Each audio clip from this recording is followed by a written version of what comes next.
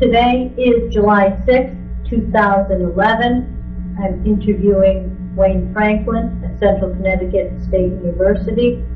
Interviewer is Eileen Hurst from CCSU. Wayne, for the record, would you state your full name, your date of birth, and your present address? Wayne Russell Franklyn, 7th of July, 1942. I live in Leamington, Maine. Wayne, were you drafted or did you enlist? I enlisted in the Air Force. You enlisted in the Air Force, and what year was that? In 1960, August of 1960. Where were you living at the time? I was living in Falmouth, Maine. I had graduated from high school that year.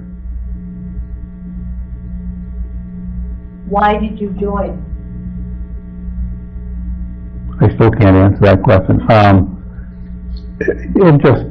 In those days, at midnight they used to play the national anthem on TV, and they stopped broadcast. They didn't broadcast 24 hours a day. And I can remember that at one point I got just feeling patriotic, I guess, and would stand up and at attention, what I thought was attention, and that led to me going downtown one day and talking with the recruiters. But I had gone earlier as a high school student. My friend had quit school and joined the Navy. So while I was still in high school, after he had done that, I went and talked to him. The Army would have taken me easily. The Navy sort of wanted to talk me out of it, but they would have taken me. But the Air Force didn't want to talk to me. They just told me, graduate from high school and we'll talk to you. But you have to remember, the Air Force never had to have a draft, and we always had volunteers, where the rest of the organizations had to draft. Why did you choose the Air Force? Well, I chose the Air Force because I got thinking afterwards, they're the ones who were more interested in me, rather than we just want somebody to come out here and, it's a 9-to-5 job, and I don't like getting muddy and dirty and getting shot at. After you enlisted, did you leave immediately for basic training? I don't remember how soon after, but I do remember going home and telling my parents that I'd signed up, and oh, they didn't know you were going to do this? No, they didn't know.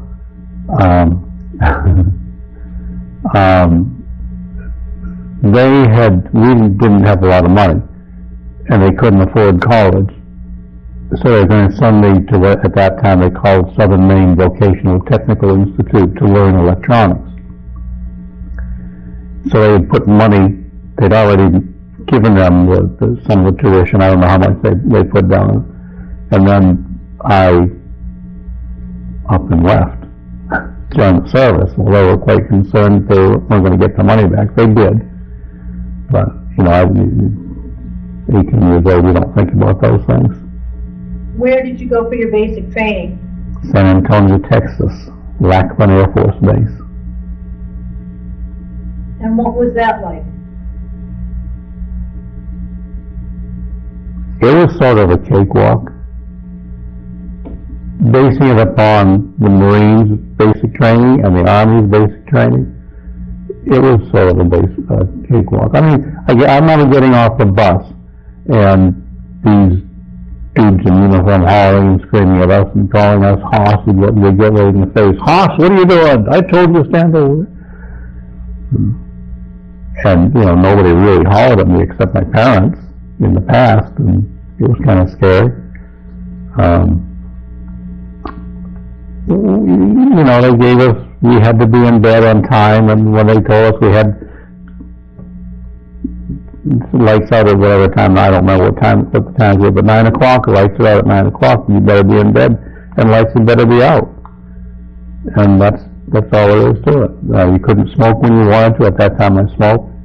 You couldn't smoke when you wanted to, and we marched and did exercise and went to classes, held how to dismantle guns and, you know, all that stuff. Some of the people went through a gas chamber type thing to get them just to know how to put the mask on and get it on correctly. I never had to do that. They sent me to guard the firing range. I don't know why I was lucked out, maybe because I never caused any trouble. Although my records showed that the drill instructor had to talk to me 2 different times.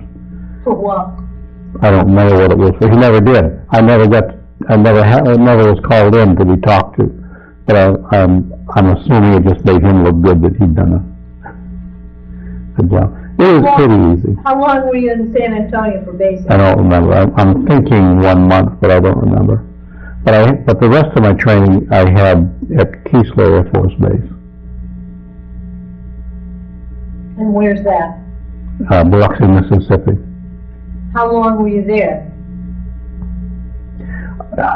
I think the entire course was a 32-week course. I don't remember for sure. So we were there for probably a month or 2 before I actually got into class.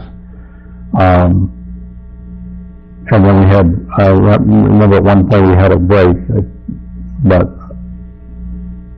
I don't remember exactly how long I was at Keesler. Now, what was the training at Keesler for? The training at Keesler, of course, was finishing our basic training, which mostly was marching and exercise. I don't think we did much more than that. So you weren't specializing in anything yet?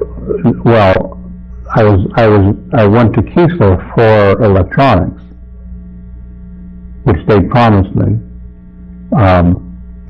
And that's what I got. So I went there to become what they called a ground radio repairman, which really was control tower radios from the airport control tower to the aircraft.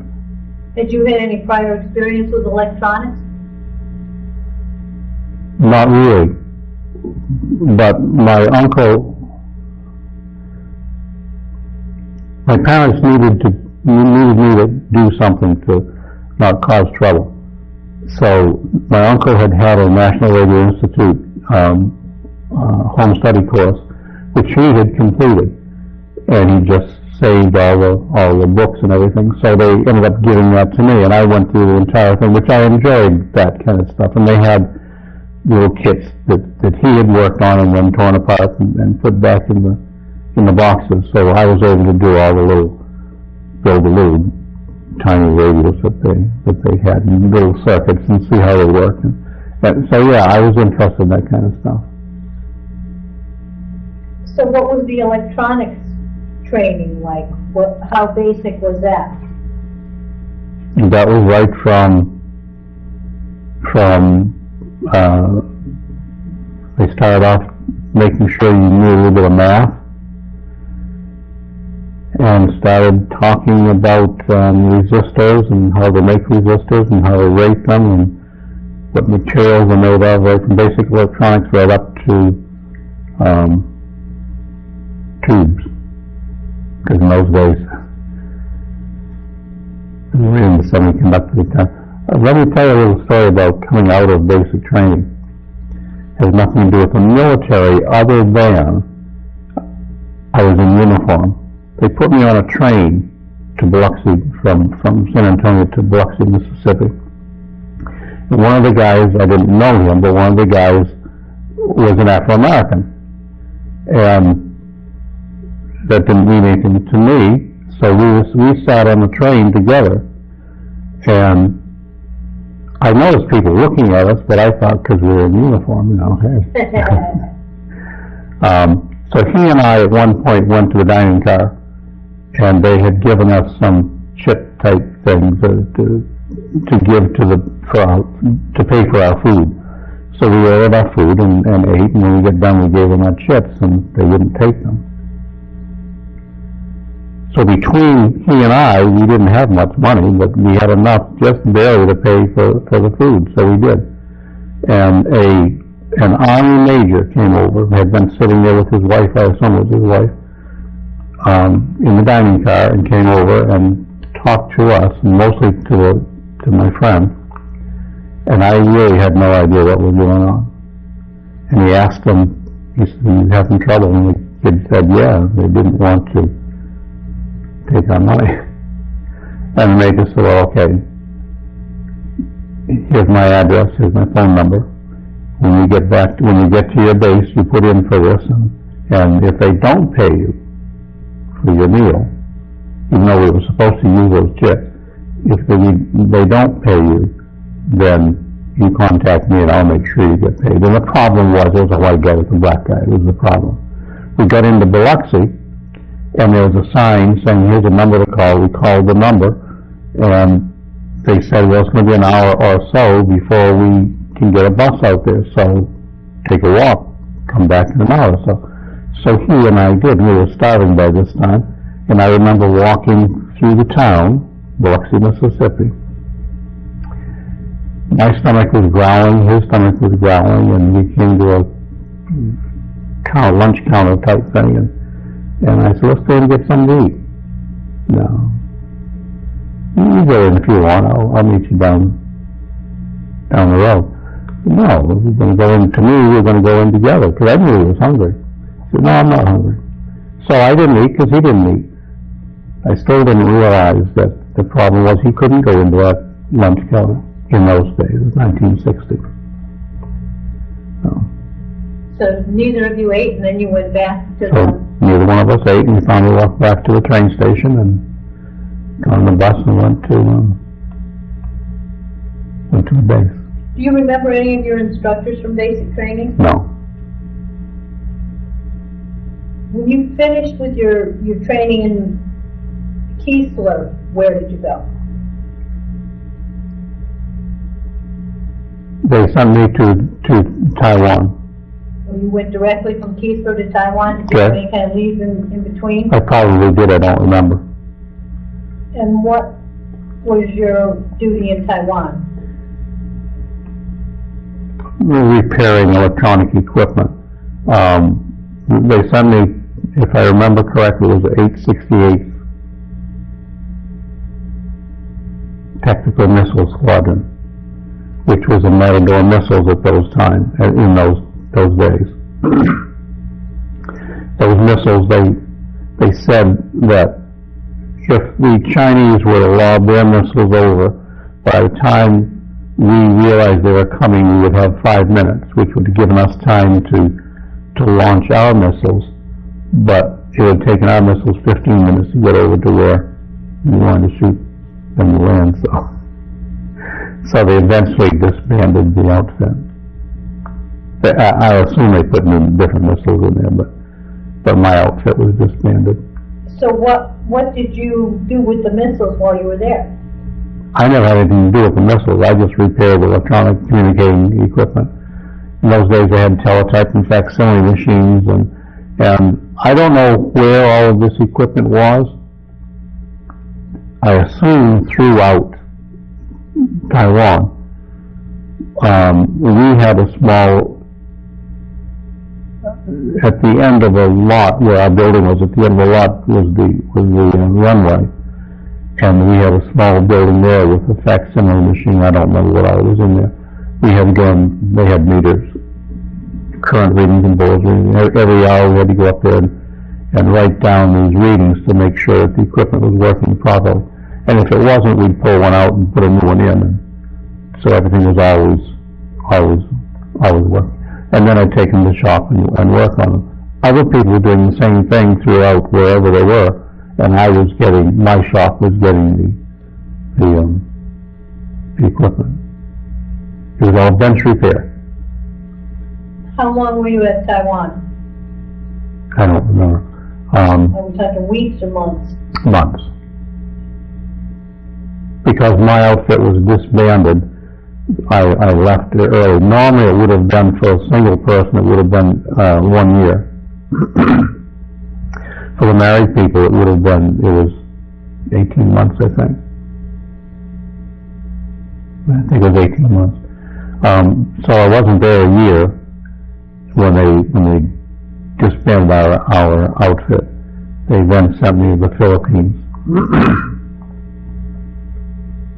And what did you do in the Philippines? In the Philippines, they told us that we couldn't tell anybody, we were going on a secret mission, we were going to be in Vietnam. What year was this, Wayne? 1961. I want to say May of 1961. Did they tell you what the secret mission was? The secret mission was to go to Vietnam. Supposedly. My recollection says that the United Nations had agreed to allow 30,000 American troops in Vietnam.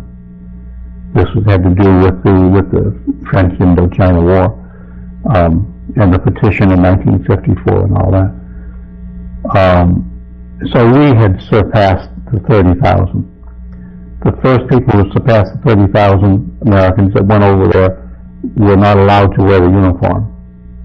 My group, I don't know when they changed that policy, but my group, because it was pretty much general knowledge, although nobody admitted it, that we were way over the 30,000 limit, they allowed my group to go in uniform. We were told that if we were captured, records would show that we had been discharged in the Philippines. And as far as the U.S. government was concerned, they didn't know how we got over to Vietnam had we been captured. That was what we were told. Did you know what you would be doing in Vietnam? No, not really. I mean, I knew I wasn't going to go out and no disrespect to the Army and Marines, be a ground pounder. You know, I knew I wasn't going to be sludging through the rice paddies and all that and trying to...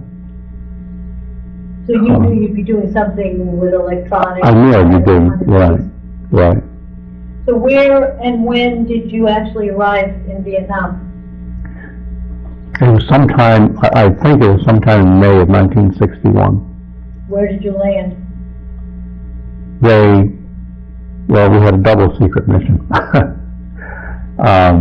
There was a lot of bartering, swap and trade and barter amongst people who had things or could get things. Our airplane, it was a military aircraft,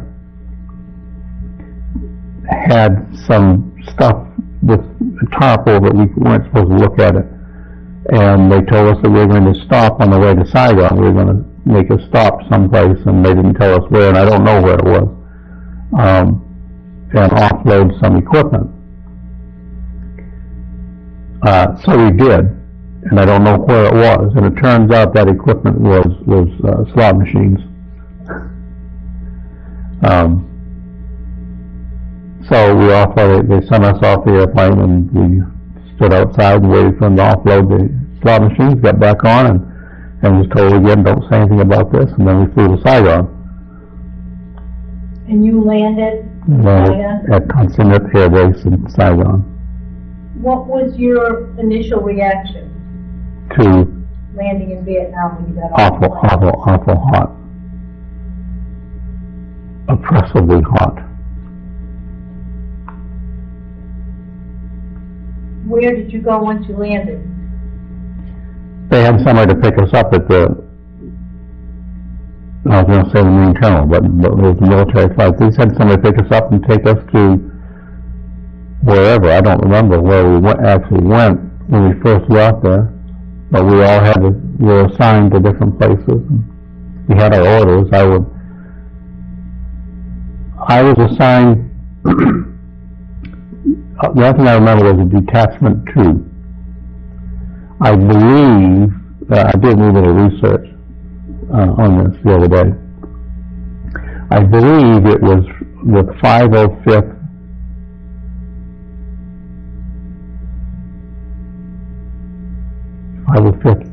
Tactical Control Squadron, something like that. But I didn't know all that. All I knew was we were detachment 2.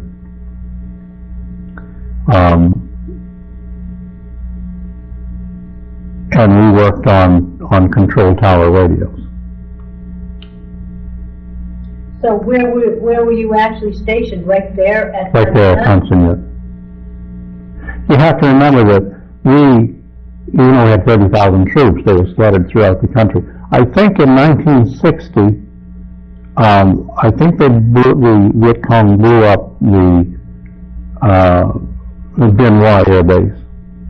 And I think after that is when we started building up pretty big. And I think that's why they had a detachment rather than an actual squadron or wing or whatever there. How long did you work with the control tower radios at Tantina? All the time I was there. I don't remember how long I was there. I think I was there about 9 months. I tried to extend, but they wouldn't let me extend. You wanted to stay? Yeah. I don't think that was about the time that our government admitted that our troops, our Army and Marines, may be shooting back at the Viet Cong, but they only did it when they were being specifically shot at. How they knew it was them that the bullet was aimed at, I don't know, but anyhow, that was their talk. So we really weren't too much involved in actually fighting, I don't think, at that time. I don't think anybody had been captured, any Americans had been captured by that time. I don't think we worried about that in those days too much. So after your 9 months, where did you go? I went to Barksdale Air Force Base, Louisiana. How long were you at Barksdale? A couple of years. I was trying to get back to Vietnam. What were your duties at Barksdale Air Force Base? I was assigned to, I believe it was a 46th Communications Squadron, which at that time was, the Barksdale Air Force Base at that time was headquarters 2nd Air Force. Today it's headquarters 8th Air Force. But in those days it was headquarters 2nd Air Force. It was a SAC base, Strategic Air Command. My job, the section I was working in, dealt primarily with PA systems. If any of the officers had speaking engagements any place downtown or on the base, we would set up the microphones and the speakers, and that's all we did all the time. I remember one of the colonel in charge of communications, I don't remember his official title, had a daughter that was into ballet. And every time she had a recital open to the public, that we had to set up the equipment. And normally that was at night, and that meant that even though we had no normal day job, now we couldn't be going downtown carousing because we had to be there to set up the equipment for the recital, which we weren't happy about. Now, you said that the 2 years you were at Barksdale, you were constantly trying to get back to Vietnam. Why did you want to go back to Vietnam?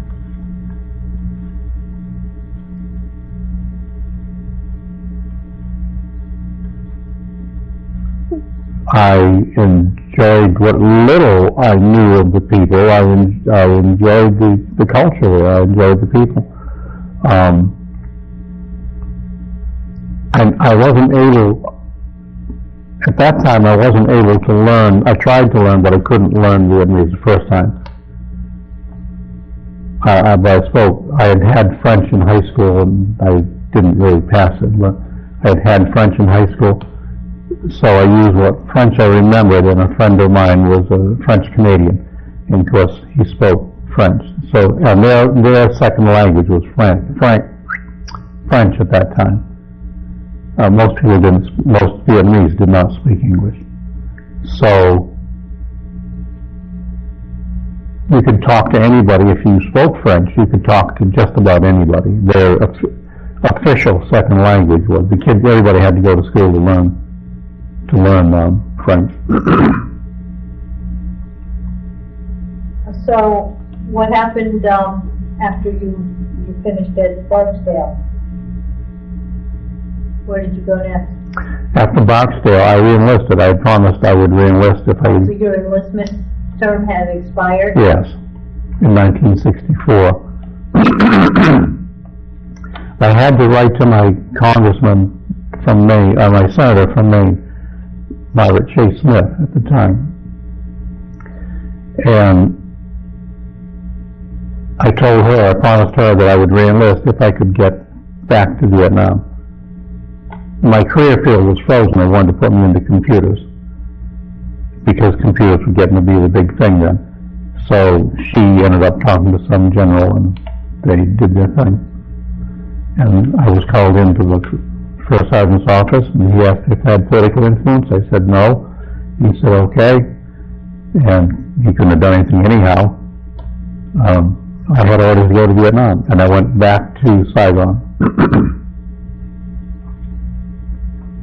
Did you have the same job when you returned to Saigon? What was No. your new job? My new job was working with backpack radios. Can you tell me some details about specifically what kind of radios and what the backpack radio was? They were mostly radios that the GIs put on their strap on their back and walk around the jungle. One of the radios was called Frick 71, PRC 71, and it had 4 different radios. They were real small. These radios were maybe that big. One of them was a VHF FM, another was a VHF AM, another was a UHF. The military uses UHF quite extensively, or did. And another was an HF single sideband, which is the type of radio that ham radio operators use. The HF AM is the radio that they normally use in normal aircraft for communications. So those are the type of radios. I worked on them. They had a bigger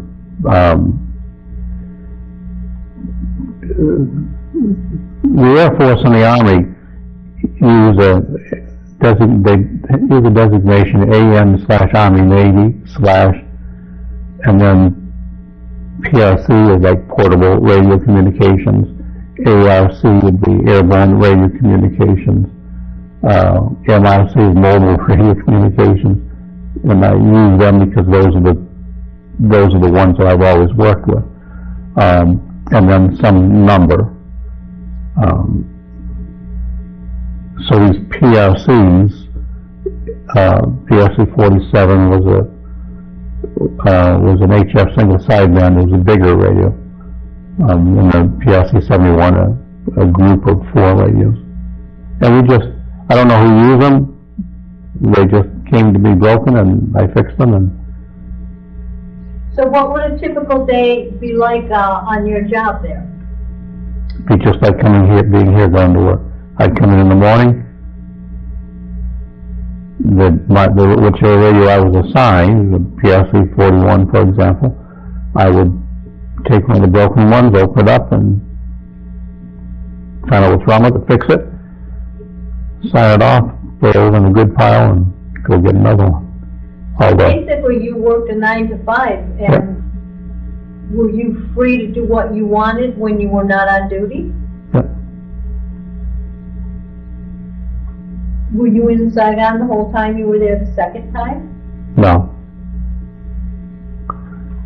They, in the beginning, we worked out of a Quonset hut and everything stored was in connexes outside. They eventually built some buildings, metal buildings, specifically for us and a bunch of other people, supply and whatever. So we moved from where we were at Tunsinet in Saigon to this other place at the same base.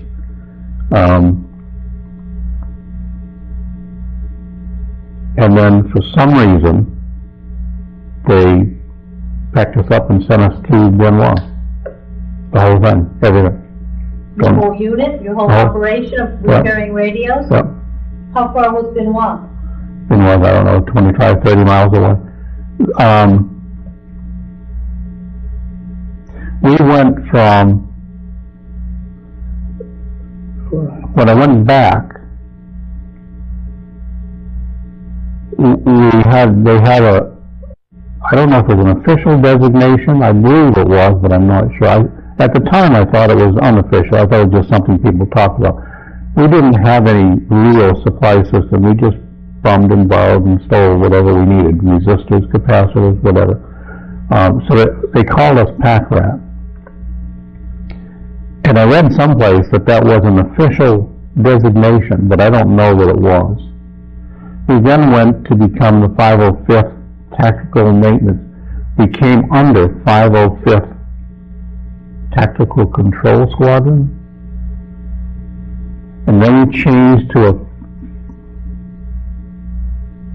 I don't know the designation, 5280th or 4280th Communication Squadron of some sort. And then we changed again to, a month later, to the 505th Tactical Control Maintenance Squadron. And the 505th was the people who dealt with with what they called air liaison officers and forward air controllers who worked with the Army. And they flew bird dogs, or one bird dogs around, spotted enemy, would call in on their radios to the ground. They would talk to the Army guys, and they'd send their troops out to intercept the bad guys that were out there. And they did a lot of, they were always flying. So when we changed to a 505th Tactical Maintenance Squadron, Tactical Control Maintenance Squadron, we then was moved to Benoit. And what was the operation at Benoit like? The same thing. Quonset huts or buildings? Buildings. But again, it was a 9 to 5, you show up and you work on whatever radio. Yep. How long were you at Benoit? For another 2 years. I kept extending, because the tour being single, the tour was 1 year. So I kept extending. And actually the first year they didn't, I had tried when I first went there in 1962 and they just flat said no. So when I went back in 64, I got a 6 month, I asked for a year, but I got a 6 month extension.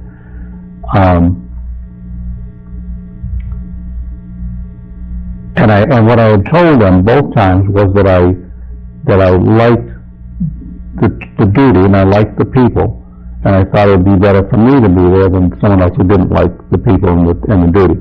But they didn't like that. So the second time I asked to extend my tour, I said, you know, we're getting $55 extra every month for combat pay, and I like that extra money, and I need it bad.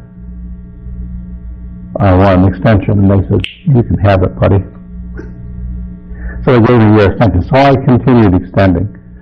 I had a first sergeant at one time who despised the people, didn't like being over there, and told me not to bother extending, but I did.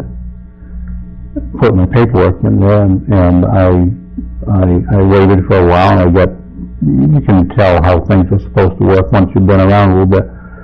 And I didn't get my paperwork back, and what they were supposed to do is tell you either yes or no, and if no, here's the reason why. I mean, it may not have been a good reason, but here's the reason why. This is our decision, and that's the way it is. Well, I never got that paper back.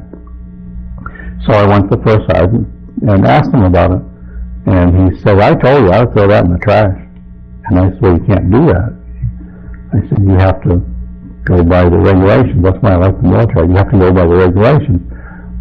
He said, no, if you do it, he said, I'm just going to throw it in the trash. And I said, well, I'd like permission to talk to the commanding officer, squadron commanding officer. He said, he's going to do whatever I tell him to do. And I said, that's okay, but I need to get it back why I was denied. And I said, if I can't talk to once I've talked to the squadron commander, if I don't get what I want, I'm going to go on up the chain of command. He said, put your paper back in. So I did, and I got my extension. How long did you end up staying in Vietnam? Military civilian. Or both? Total 10.5 years.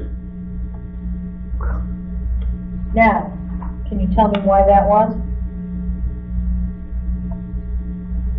Way back when President Eisenhower was a president, General Eisenhower was the president, he made a comment that Americans overseas were the ambassador from their country.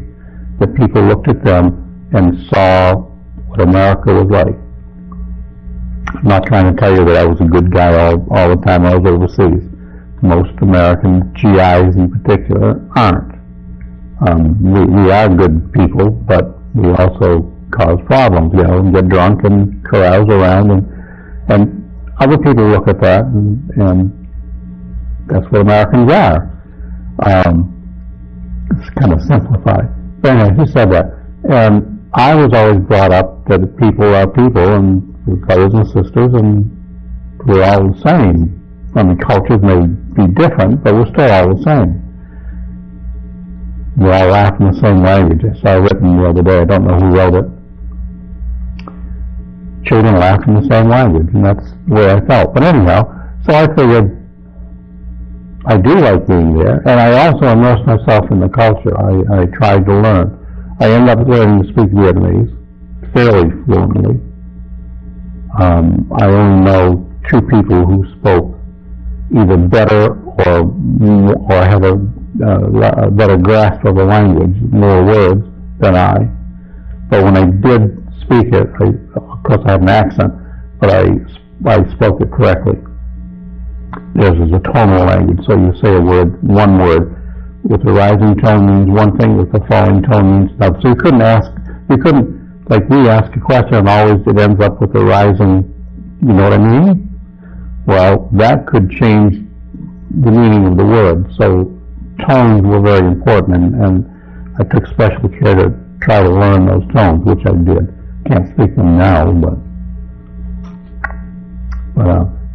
so in immersing myself in the culture, I liked the people, I liked the country. I felt it could be one of the stronger countries in that area.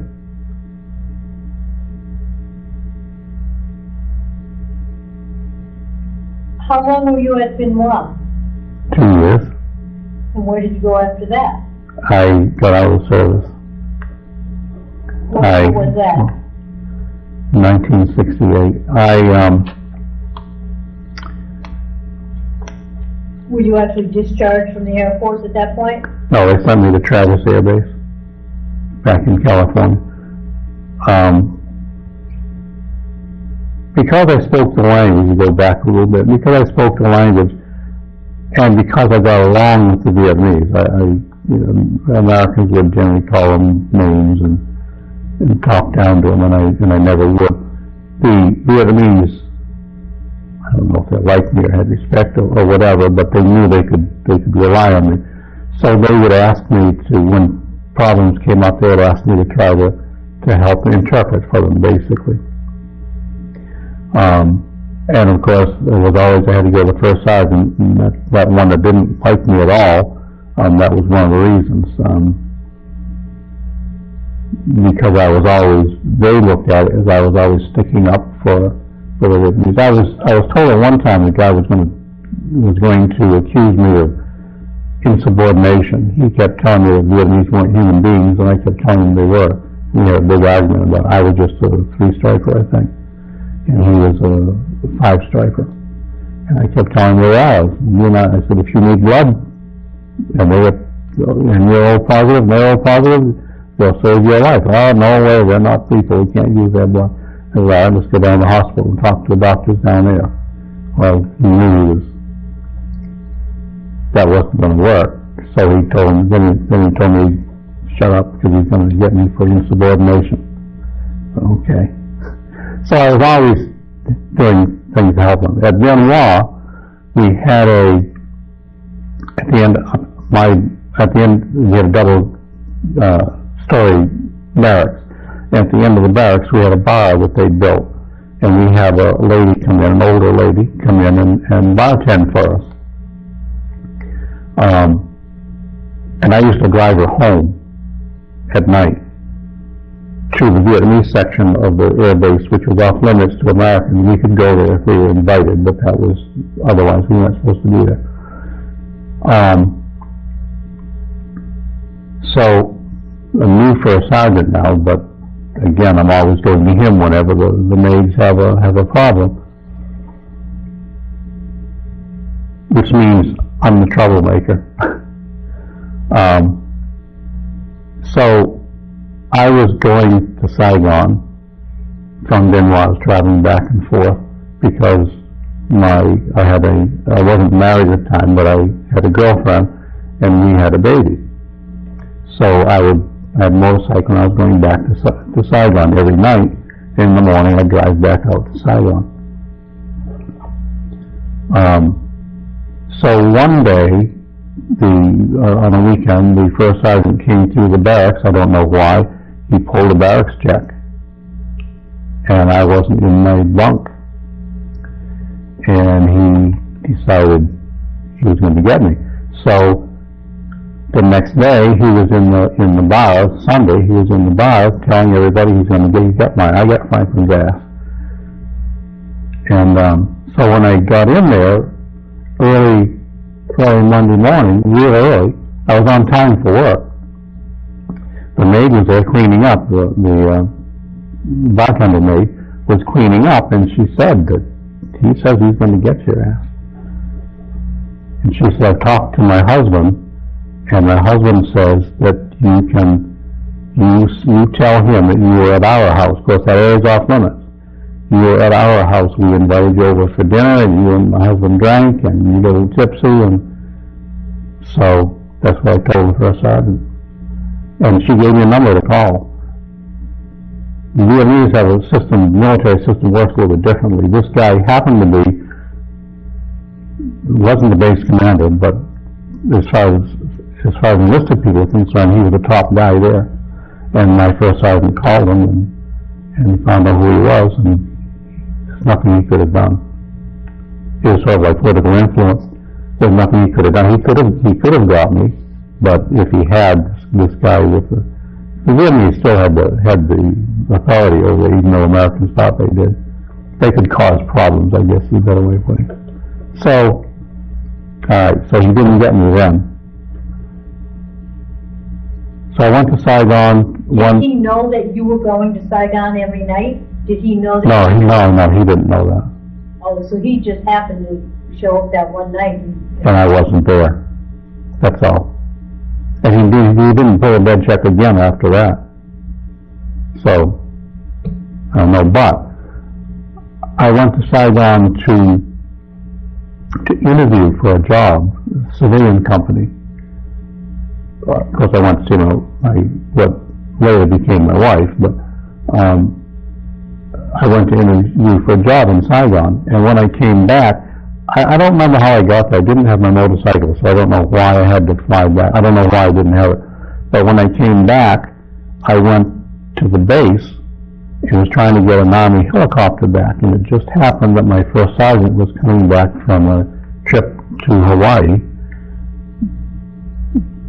business. Back at Pacific Air Force was the overall command of us, and he had gone there for that, to deal with them.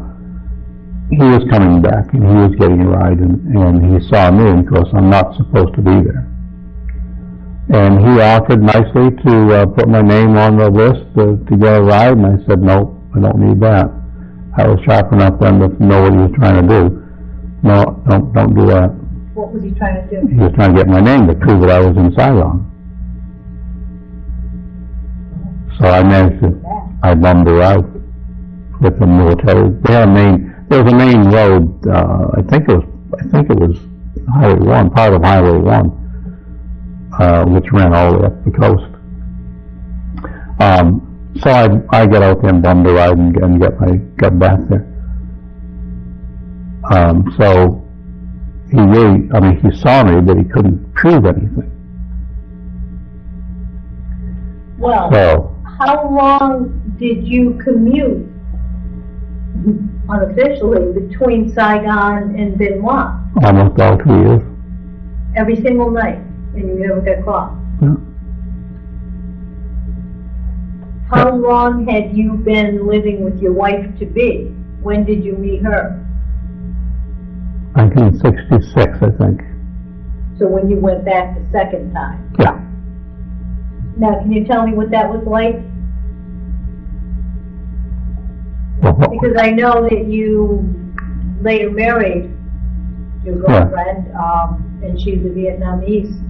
What were the relationships at that time? How did the Americans view it? nobody was bothered with it, because many guys were, quote, shacking up. So basically that's what I was doing. Most of the guys shacked up, lived with, sometimes one woman for a week and then another woman for another week and whatever. Some guys stayed with the girl they were with, and went home. Some guys promised to marry the girl and then they'd be back, and they didn't, they never came back. Some of them would write letters. I remember reading to the girls or translating to the girls what their so-called boyfriend, fiancé had written, and they always, nobody ever came back. They always were, sorry, I'm married, whatever. But you did. You stayed. I did, yeah. With And a few of us did, but yeah, I did. So you actually did get to see your family every night and then go back to the base and work every morning. Yeah. What happened then when your term was up the second time? And you had to come back to the United States. Did you bring your family with you? No, I left her there. I told her I'd be back. I left her some money for a few months to pay the rent and food, etc. And told her I'd be back. So how long did you stay at Travis Air Force Base before you did go back? I don't remember how long I stayed, 2 or 3 days maybe, to finalize the discharge. I went home for a month, or roughly a month, and there was no communication between us at that point, my wife and I. And then I went to, must have been, I don't know if they were in LA or San Francisco. I don't know where the company was there. I went there and opened the door and says, I'm so-and-so and I'm ready to go. And they looked at their records, okay,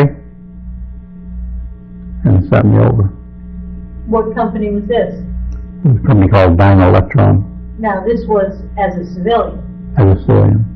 So had you lined this up? How did you know that, This is the company that, from Benoit, that I'd gone and had the interview with in Saigon. oh, so you knew you were going to be hired as a civilian and They- to go back to Vietnam? They told me that they would hire me, yeah. And we signed papers. And So, as a civilian now, you went back to Vietnam in what year? I left in 1968 and came back in 1968 As a civilian. as a civilian. Where did you live when you returned? Well, they had a hotel that I could have gone to, but of course my wife was right there in our apartment that we were In Saigon? in Saigon. So that's where I stayed. They were going to send me someplace way up north where I asked a smaller base, and I asked them if they would bring my wife, and they said no. And then they said, well, we didn't know you were married, and because actually I wasn't married really at the time. I said, yeah, I got a wife and kid here. And they said, no, you can't take her. I said, well, maybe she can go up there and I can just live off post. No, that won't work. It's too dangerous. So then they said, well, we'll send you to Vung Tau, which is a resort area. So they sent me to Vung Tau, and my wife and I packed everything up, put it on a bus, rented a bus, put everything in the bus, and have them drive us up to Longtown. And how long were you there?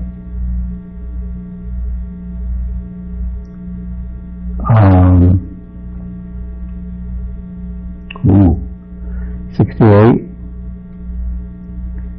69, 70, 71, 72,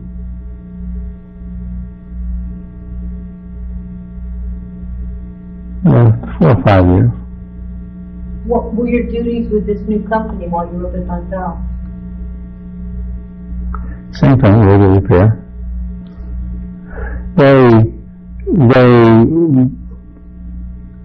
People in America were getting tired of the war, and they didn't like it. And to reduce our troops, the number of troops we had there, military troops, they would, in my case, I worked for the 258th Signal Detachment, I believe it was. I believe that's what it was, up in Wingtown. They took the Army, who normally, we had like a 13-man army, 13 people, 12 people, that normally the Army did this work on their radios for the helicopters. They sent those Army guys home and put civilians in there. So they did that all over the country. So they were basically contracting out the Army work, so you were still actually repairing Army and Marine. I was repairing Army helicopter radios, communications equipment, and navigational equipment. Now, did you ever have, so when you were over there for those several years, did you leave ever and come back to the United States? No. No, I was having too much fun. So, when did you leave Vietnam to come back to the United States? In 1970,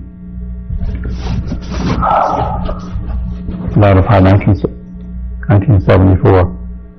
So 1974 you returned to the United States? I think it was 1974. With your family? Yes. I had 3 daughters. Oh.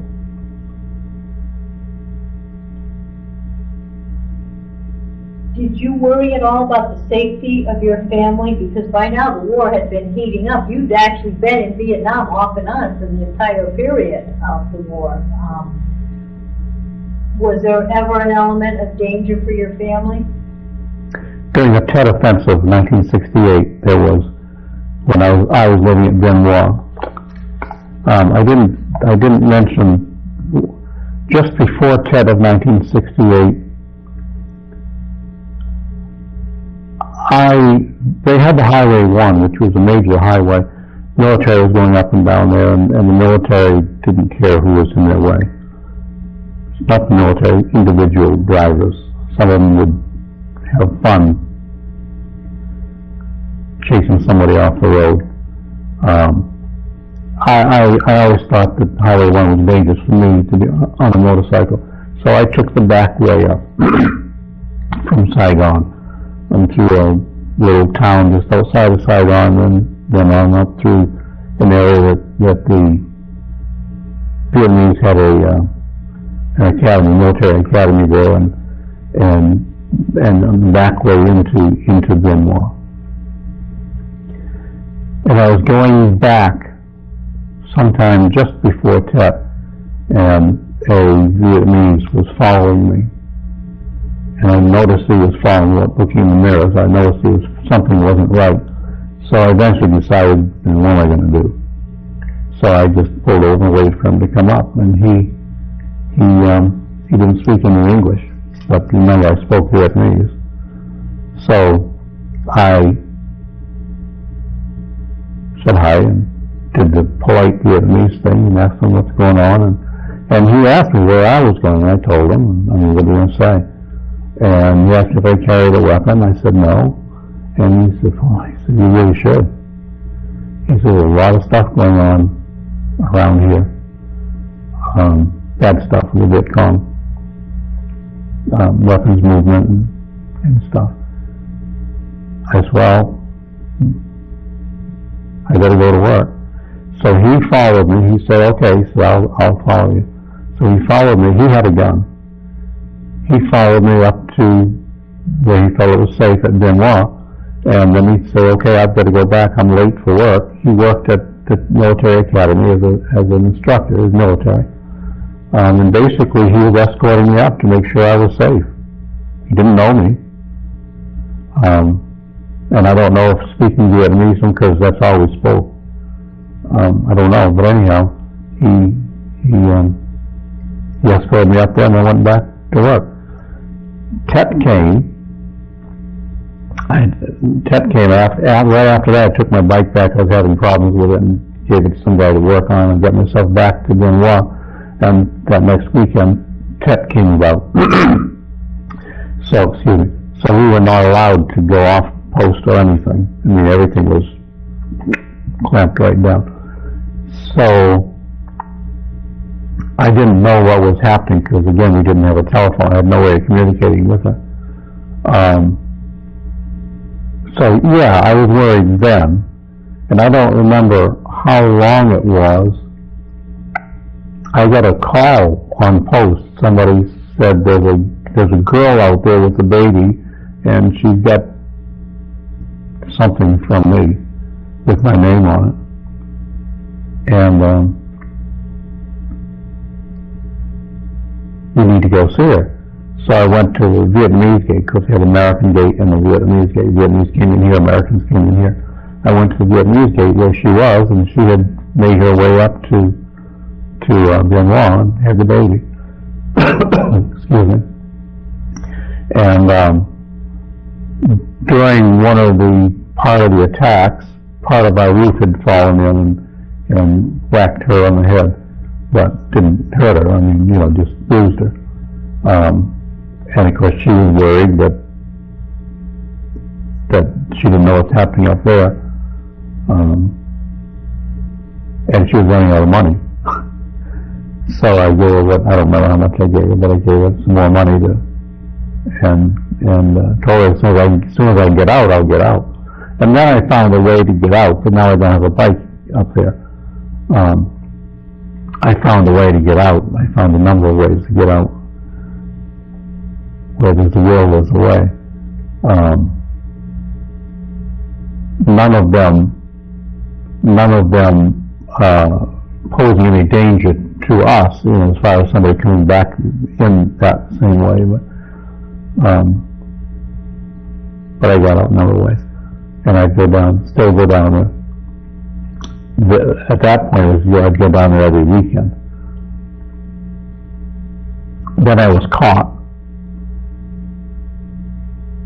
and my first sergeant was going to court-martial me.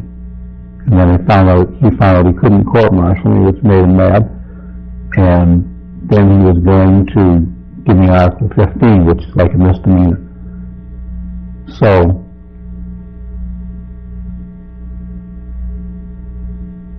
I ended up talking to military attorneys.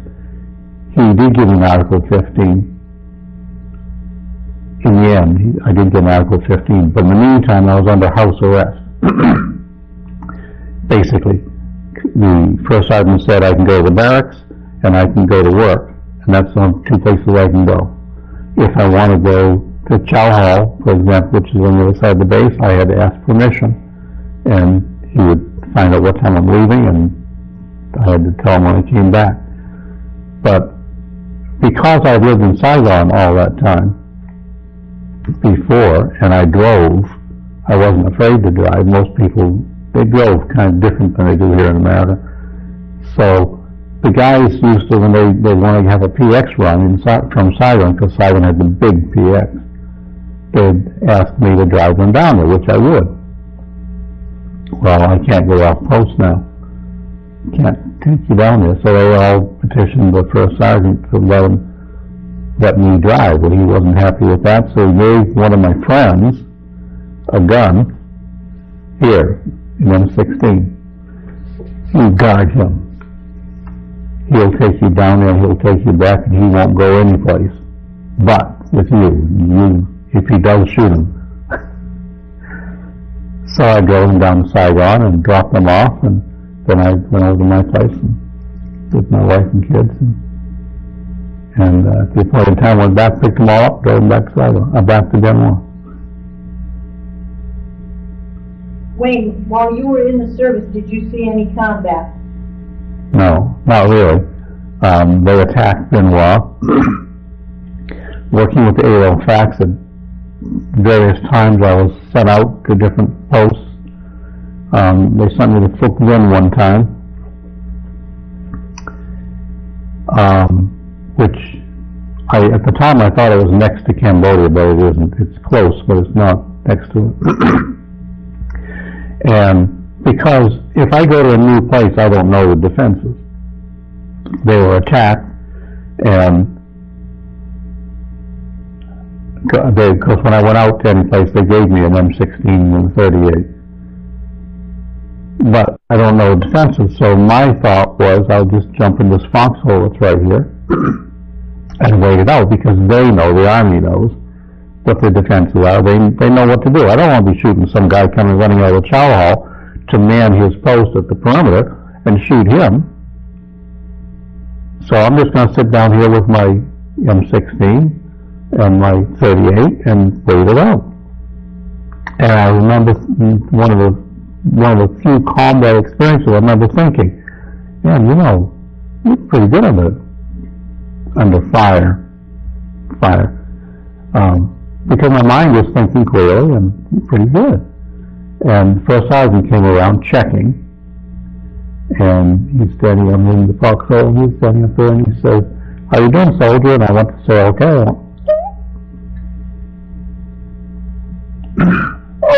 Okay. And he laughed and says, "You'll be all right, soldier. You just hang in there."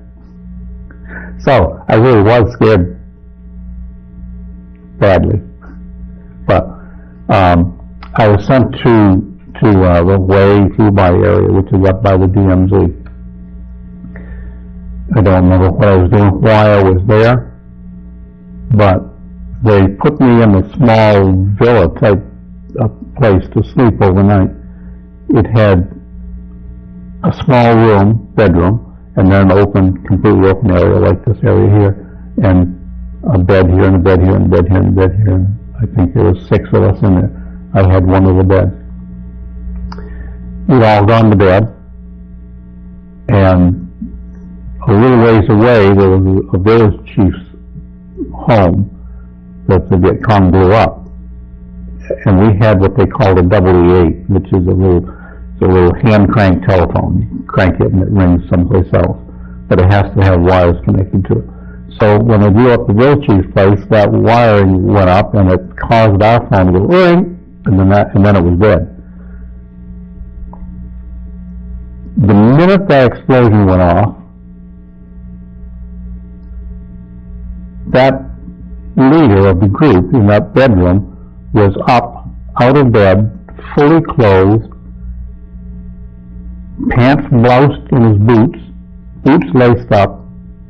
Now I know he didn't sleep in his clothes, I don't know, but I'm pretty sure he wasn't sleeping in his clothes, but somehow he was instantly up, dressed and out, and telling him, okay, you take guard duty over there, you take guard duty over there, you leave him as such now. I mean, he was just bing, bang, bada, boom. That's their job, of course, but I was quite impressed with it, very, very impressed. And I was scared.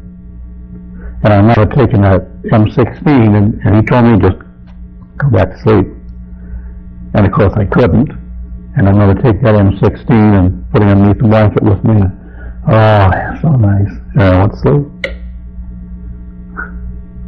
Now I'll tell you another, no, I guess I won't tell you that one. You can go on. There really isn't a combat thing. I was in the Hue area again. I went to Hue a couple of times. After Tet.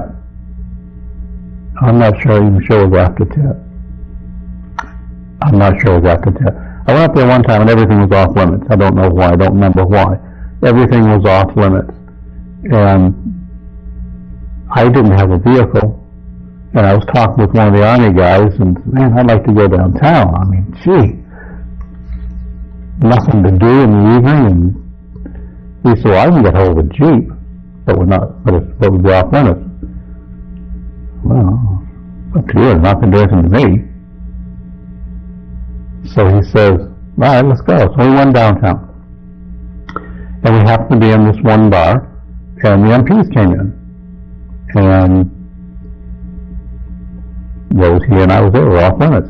And they said, okay, you guys get back to your base, and I don't want to see you downtown.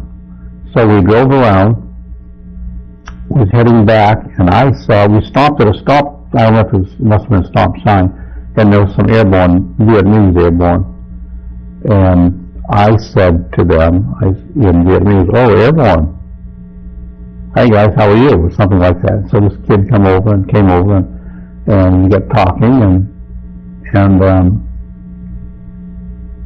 we decided that we would pay for his drinks if he would go with us. So he said, sure. So we went around town, and we ended up back at that same bar that we were caught at, and the MPs came in again.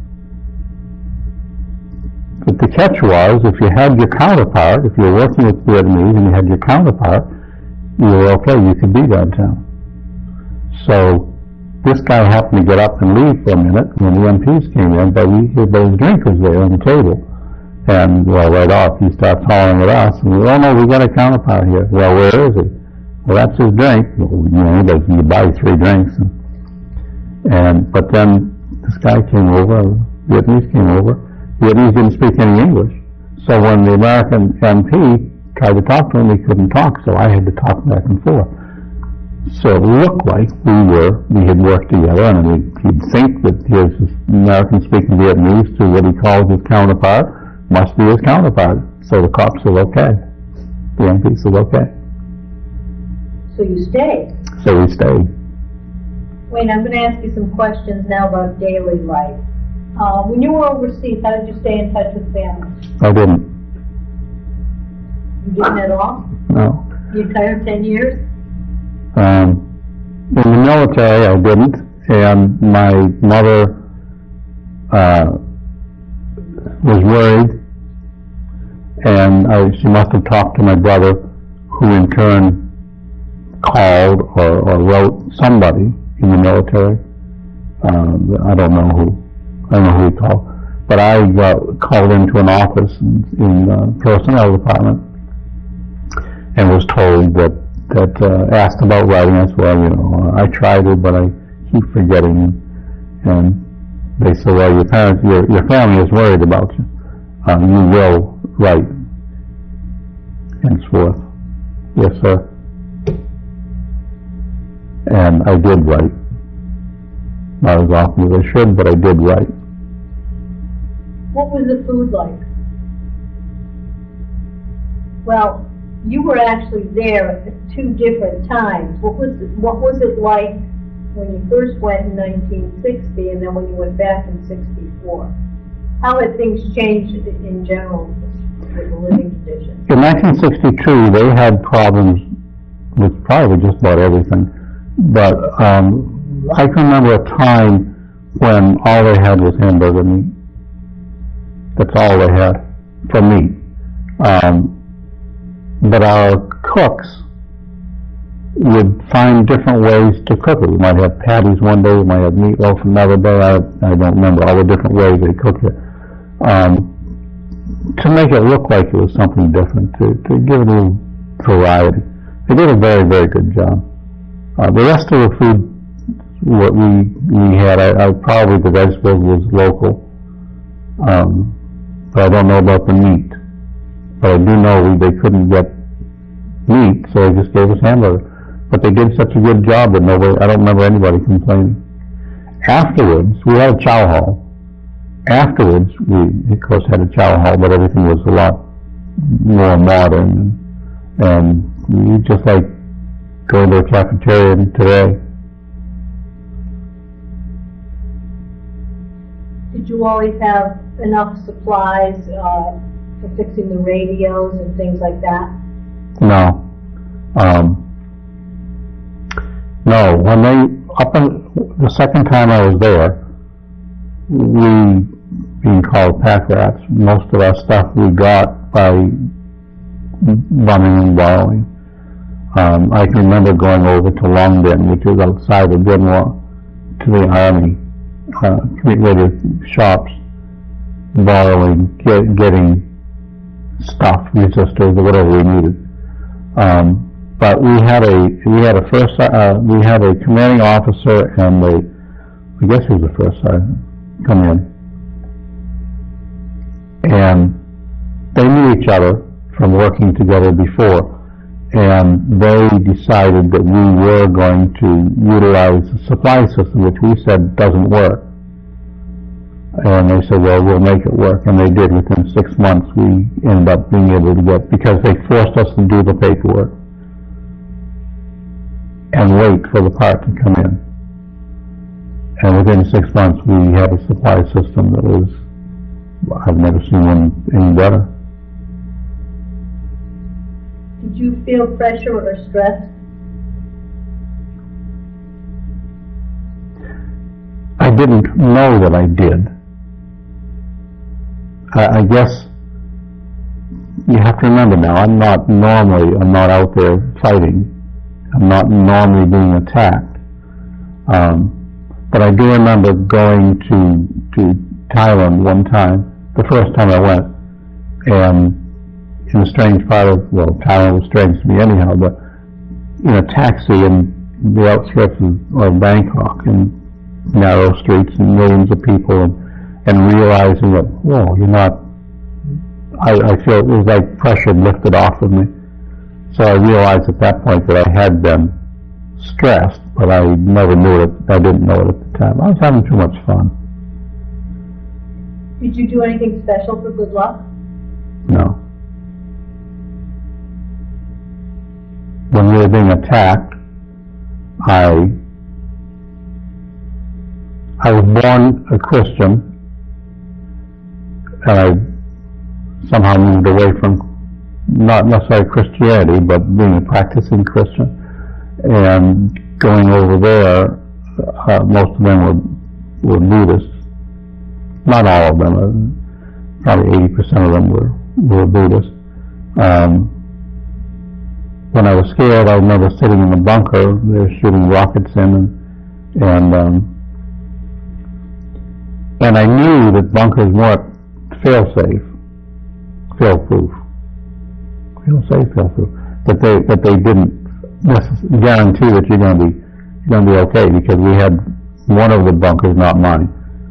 They had kind of like an L-type device where to get in, you had to come in a little entranceway, and one of the rockets had come in just in that little area that they could get right into the bunker, came in and exploded and blew everybody up inside. Another one came in,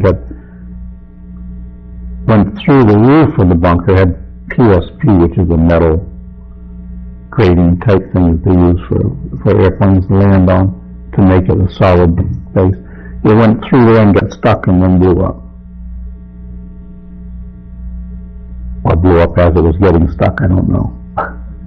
So I knew that these bunkers may not save me, and everybody had their own way of doing things. My way was to pray to Buddha that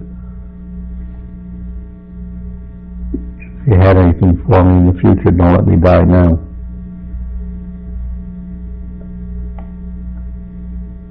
What do people do for entertainment? Well, of course, I had the Bob Hope shows. Did you once a year. any? No, I wouldn't think it was safe. As far as I know, throughout the country, and every year he went there, they never attacked when he was performing. But my thought was that would be a good time to attack, because you've got all those Americans there. If you want to kill a bunch of them, that'd be a good time. So I would not go. As I didn't go to the movies because we had movies there. Most of the time I didn't go because I figured this is an area where there's hundreds of GIs.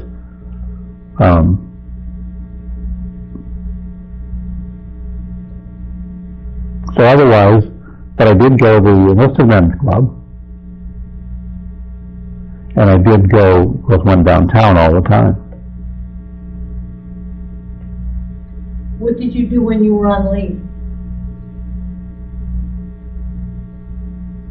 I never went on leave. You didn't get Not anything? not when I was in Vietnam. I just didn't take leave. I was having too much fun. Now, I really enjoyed the Vietnamese, but you've got to remember, once I got there, I studied, I read up on everything I could, I tried to learn the language. The second time I was there, I did learn the language, and I'd go outside of Saigon, wherever I was, I would go outside in any place. I didn't really care. I mean, I didn't go into known enemy territory, but talking with people who'd never been involved with Americans, but I was speaking Vietnamese.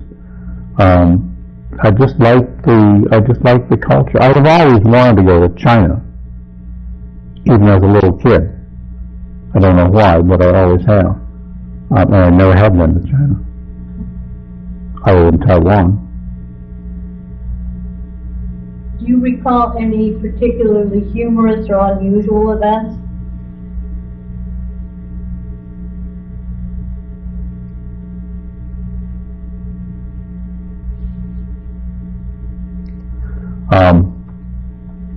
I don't know what year it was, but I went up to, they were building up the forces. There was talk that the Viet Cong wanted, or North Vietnam wanted to cut the country in half, and Highway 19 was just about the half point of South Vietnam. Not of all Vietnam, but just South Vietnam. And they had a special forces camp up there. They had, can't remember the name of it now. Pretty well-known base up there, Army base. So they sent, we had M151 Jeeps with airborne radio stuff in it. High frequency VHF and UHF in it. And so they put us where all these airplanes were landing, dropping off troops. They put us there, and at nighttime there was nobody. It was just us. I think there was 3 or 4 of us. And we just camped out. And then the next morning we manned our Jeep, which basically was a control tower, and we told them what the barometric setting, what their barometric setting should be, what it was on the ground, and when they got off the airplane, I don't know where they went. They were taken someplace. So the first night we stayed there was okay. That morning, the special forces came by and they wanted to know what we were doing there. And, well, this way we've been sent. They told us to man this airport. You can't do that. It's enemy territory. So they said, you stay here today. During the daytime it's safe, it's secure, but when nighttime it's open to anybody. So at night we'll come back, we'll get you, we'll take you to the Special Forces compound that they had. Alright, so we left a little bit early, while it was still daylight, and set up a tent. And I was supposed to be at one end holding right in the center of the tallest pole. But there was a Montagnard family living there, just a little ways off, and they don't dress like we do. And I remember holding the pole and looking over here, and 2 young ladies came out. They were bare from the waist up. Oh, I'm a young man now. Whoa, look at that! Wow! And they went over to a little well, and they were taking a bath, basically. And I'm going in the pole, and I don't even know the pole's going, and I hear somebody hollering at me, hollering and hollering, and my NCO came running around. Franklyn, what the hell are you doing? And we both had to grab it. Oh, I'm sorry. good. I was looking at that. What did you think of the officers, and what did you think of your fellow soldiers? Most of them were professional. There was always some. We had a, I'm going to be telling it myself now. We had a commander at one time who, every commander's call he was, I'm going to say religious. Every commander's call he would talk to us about Christianity and how we're supposed to be good people and not supposed to go out and with hookers and all this stuff. And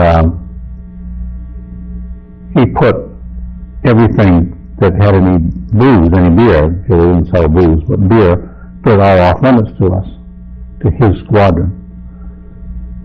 And in the end, we all complained. In the end, the base commander said, I'm the one that puts things off limits, not you. But his driver would take him off post to a place that was off limits, but next door to the off limits was a headquarters where he had business. I used to go down to that place because some of the women were loose. But once he came, I would find his Jeep down there and his driver waiting for him to come out of one of these places. In the meantime, every commander's call, he's telling us he's no good, bad. So he may have been a very good soldier, but I thought him as a hypocrite. I had a first sergeant in the States that used to climb out. Our barracks the second story had a ledge, and he used to climb up on that ledge and walk around peeking in the windows to see that we weren't drinking beer or doing what we shouldn't do.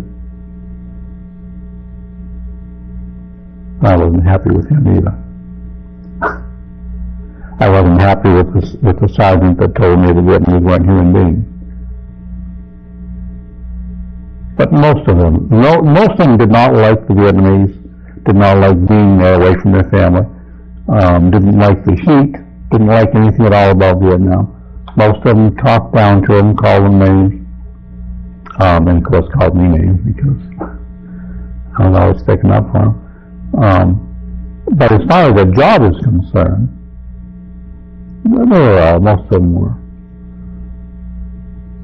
What was your highest rank? Staff Sergeant, E5. Oh, that's another funny story.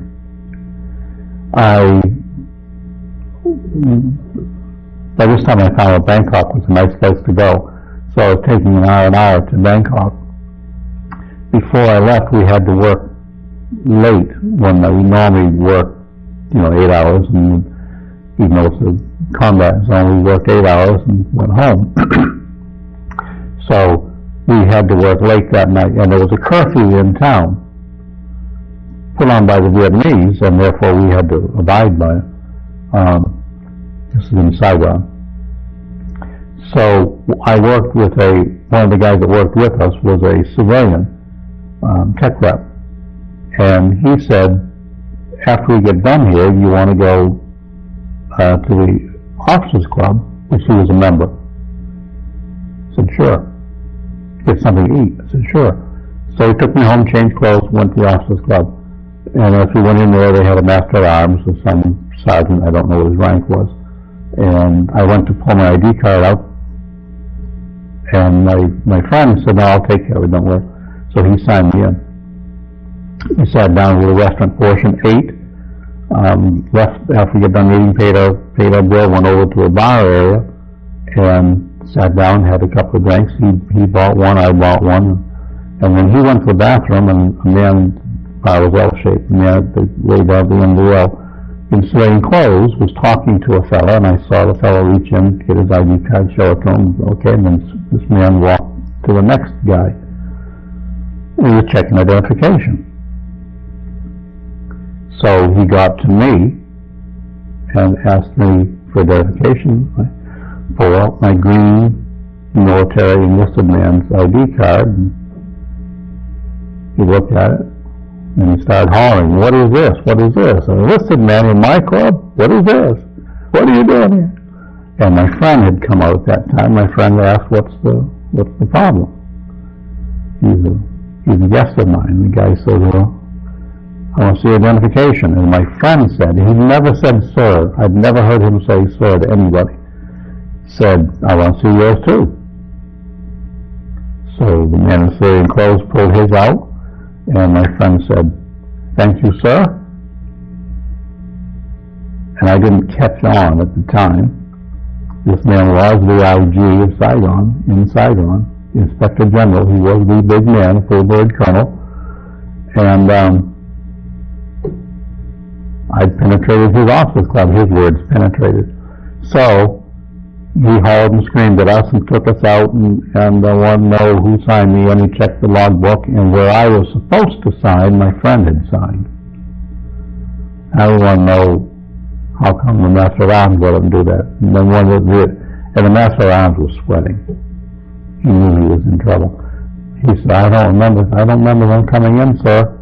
And one of the Vietnamese over there at the restaurant portion said, "Oh, I think," whatever his name was, Vietnamese, was there. "I think this guy had gone to the bathroom," and he stood in for him, sticking up for the guy. And the colonel said, "Okay." And then as I'm walking out to the elevators, of course curfew had already come, he said, he asked me, "How many times you penetrated the officers?" "How many times?" I said, "Never." "How many times you penetrated the officers?" "Never." "How many times you penetrated the officers?" "Well, never, sir." And he said, "That's better. I heard the sir that time." Then he called me back and he said, "Airman, you know there's a curfew out there." I said, "Yes, sir." And my fear was that he was going to call down to the guards and say, as soon as he steps foot off of this property, arrest him, and they could have. But they didn't do that. So. What did you do in the days and the weeks following your discharge from the service? Well, we know. Well, how long before you took that civilian job, did you go back immediately to Saigon? I got my discharge and I spent about a month home, 3 weeks, a month, with all of my family lived up there.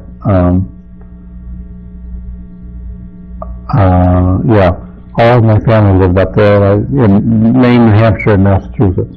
So I visited them all, and then I turned around and went back to. When you came back to the United States with your family, what did you do for a career? So this is in 1974 and you came back to the United States. Did you stay in electronics for the rest of your career?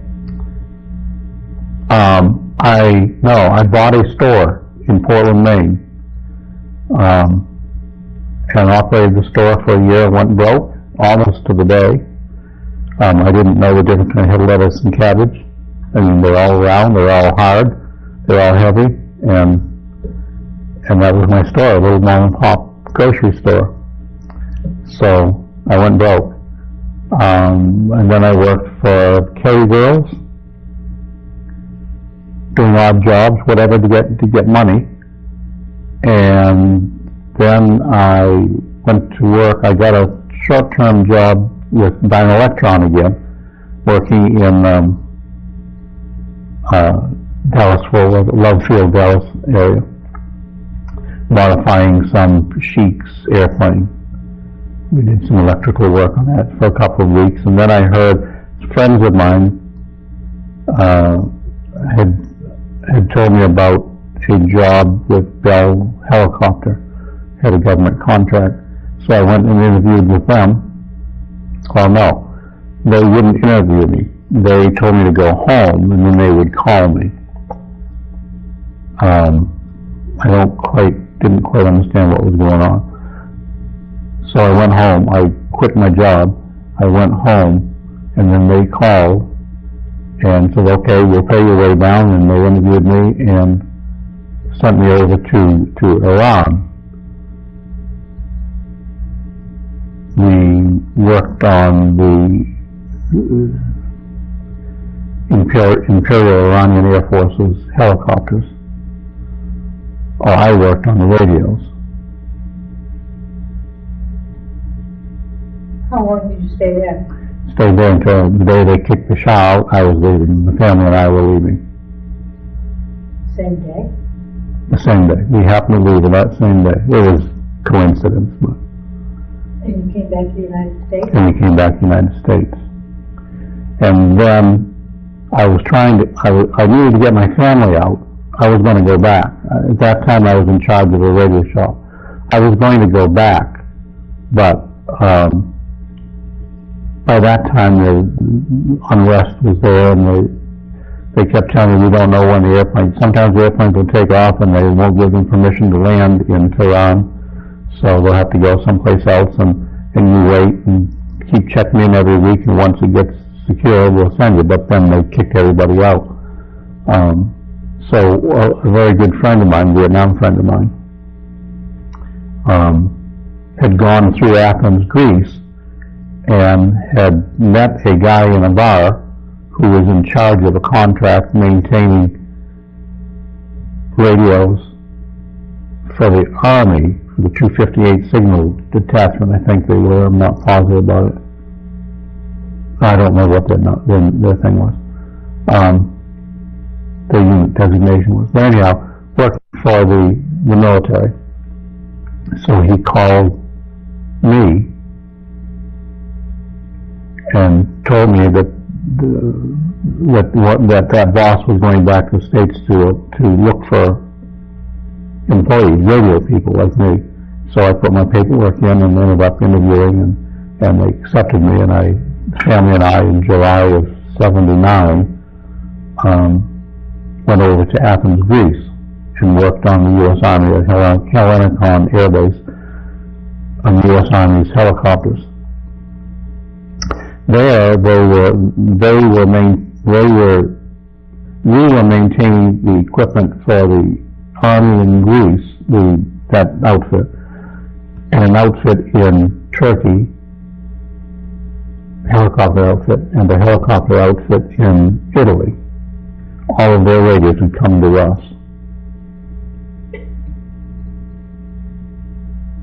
And how long did you stay in Greece?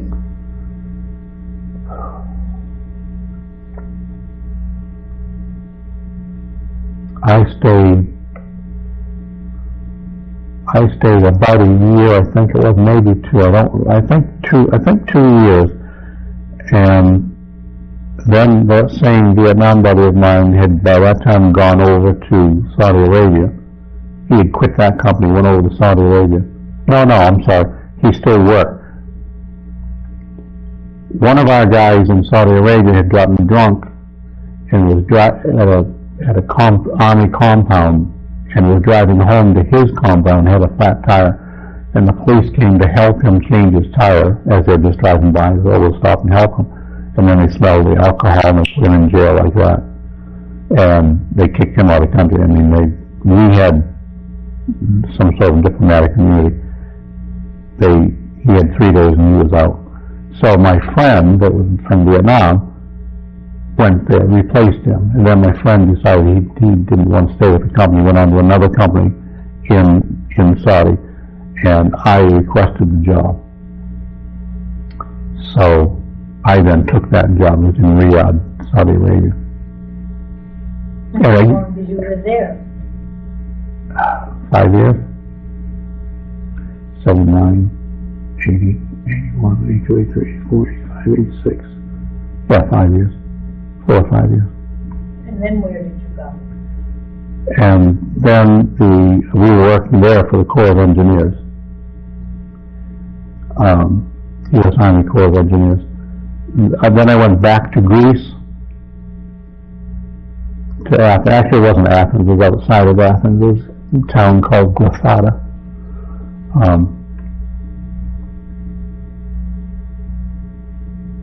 So I went back to Greece, and I stayed there, I think, roughly a year, and then they decided they wanted to move our shops all to Vicenza, Italy. So we moved everything up to Vicenza, Italy, and stayed there close to a year, and then then I decided it's time to come home and start worrying about a retirement. So at 87, January of 87, I went to work for Transworld Airlines in Kansas City, Missouri, and missed the military stuff so much. Did you go back to? No.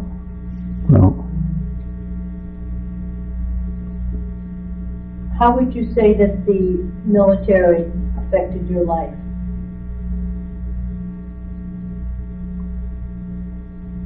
Well, if it hadn't been for the military, I wouldn't have a wife and 3 wonderful kids. Number one. I like the military life. I like the military. I like the discipline. And of course, I believe in our country. I believe we should have been in Vietnam. I believe we lost partly because of the American public.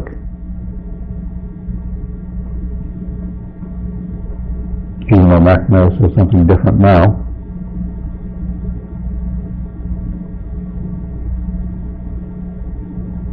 Wayne, is there anything else that you would like to add that was not covered in this interview?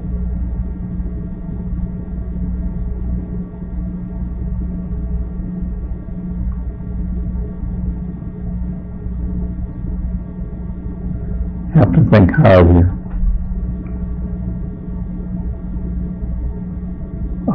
Nothing military I can think of offhand. I'd like to thank you for your service to our country and thank you for this interview.